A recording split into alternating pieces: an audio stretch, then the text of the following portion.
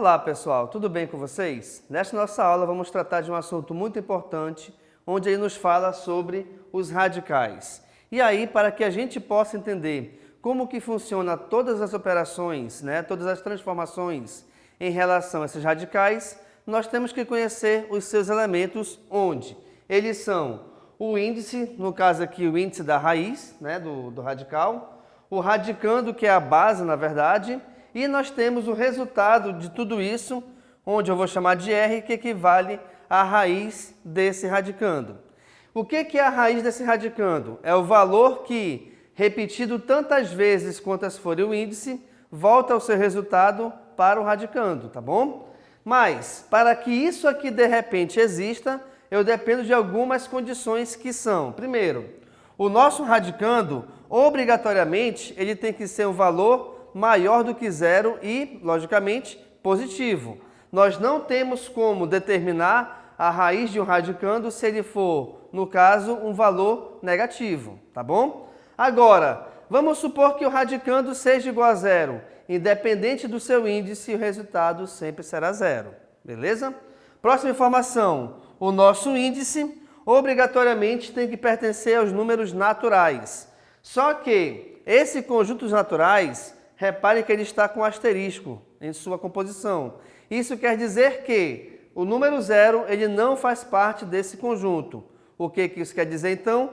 Quer dizer que ele só aceita números naturais equivalentes a 1 para cima ou do 1 em direção aos positivos. 1, 2, 3, 4, 5 e por aí vai, tá? Próxima. A raiz ela sempre será maior ou igual a zero. O que isso quer dizer? Quer dizer que nós não temos como determinar ou como achar, de repente, como resultado, uma raiz negativa independente dos elementos que formem esse radical. Eu tenho um índice, por exemplo, par ou ímpar, ou de repente o radicando ele vai ser sempre positivo, tá? Mas, independente de como esteja formada ou como esteja composta esse radical, o seu resultado, a sua raiz, ela sempre será positiva ou igual a zero. E também nós temos o seguinte, tudo isso aqui é verdade quando a nossa raiz elevada ao índice me der como resultado o nosso radicando. Vamos ver como é que funciona aqui no exemplo, olha só. Eu tenho a raiz cúbica de 8. A raiz cúbica de 8 é igual a 2. Por quê? Porque se eu pegar esse 2, no caso aqui, repeti-lo 3 vezes e multiplicar todas elas, esse resultado será igual a 8, que no caso é o nosso radicando, tá? Então vamos lá. Raiz cúbica de 8 é igual a 2, pois 2 elevado ao cubo é igual a 8. E aí, essa informação, ela bate aqui com a condição que nós demos para que o radical exista. Ou seja, a raiz elevada ao índice tem que ser igual ao nosso radicando. Então, R elevado a N é igual a B, de acordo com os elementos que eu coloquei aqui para vocês, tá? No início da nossa aula, perfeito? Então, sempre será dessa maneira. Para que nós possamos achar a raiz de um radicando qualquer, de uma base qualquer, eu tenho que pensar em um número que, repetido tantas vezes quantas forem o seu valor numérico do índice, e multiplicar todas elas, dê como resultado o nosso radicando. De novo aqui, ó. Raiz cúbica de 8 é igual a 2. Por quê? Porque o 2 repetido 3 vezes... Opa, por que 3 vezes? Porque o índice é 3.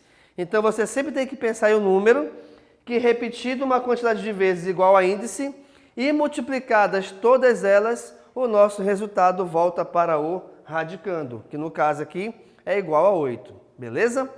Ok. Nós temos algumas condições também para verificarmos aqui as raízes. Reparem, eu coloquei aqui como exemplo para você raiz quadrada de 36. Quando o índice for igual a 2, não tem necessidade de ser escrito. Ou seja, quando você tiver uma raiz quadrada, embora seja raiz quadrada, saiba que nós temos aqui o índice 2. Só que o índice igual a 2 não tem a necessidade de ser escrito. Quando você não coloca índice, nós já sabemos que se trata de uma raiz quadrada. Outra, não existe radical com índice igual a 1. O que isso quer dizer? esse índice aqui da raiz, ele vai ter um valor mínimo igual a 2. Por quê? Porque se de repente o índice for igual a 1, na verdade ele representa uma raiz quadrada exata. Sendo raiz quadrada, ou na verdade qualquer raiz exata, tá? Sendo uma raiz exata, esse símbolo do radical ele desaparece. Como assim? Repare aqui comigo.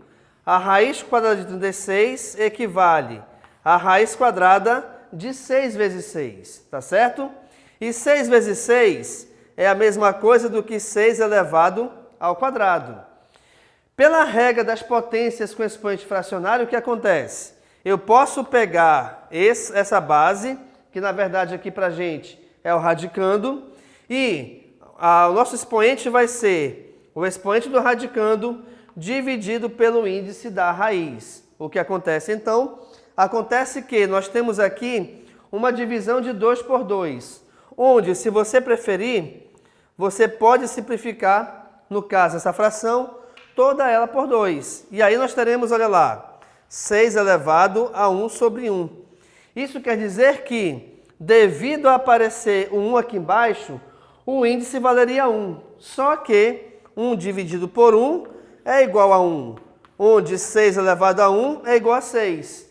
Com tudo isso aqui, o que eu estou te mostrando? Eu estou te mostrando que, de repente, esse índice do radicando, da raiz, aliás, que antes era 2, passou a se transformar em 1, aliás. Só que toda vez que o índice for igual a 1, na verdade, nós estamos trabalhando com o resultado exato da raiz, do radical, tá?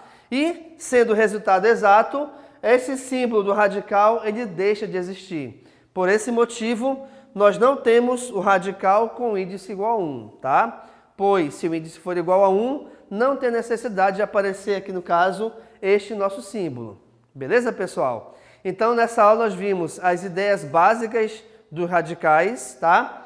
Os elementos que formam o radical, como que a gente faz para calcular, de repente, a raiz de um radicando de acordo com o índice da raiz, e nós vimos também as condições necessárias para que tudo isso aqui seja verdade ou, de repente, seja possível de ser resolvido.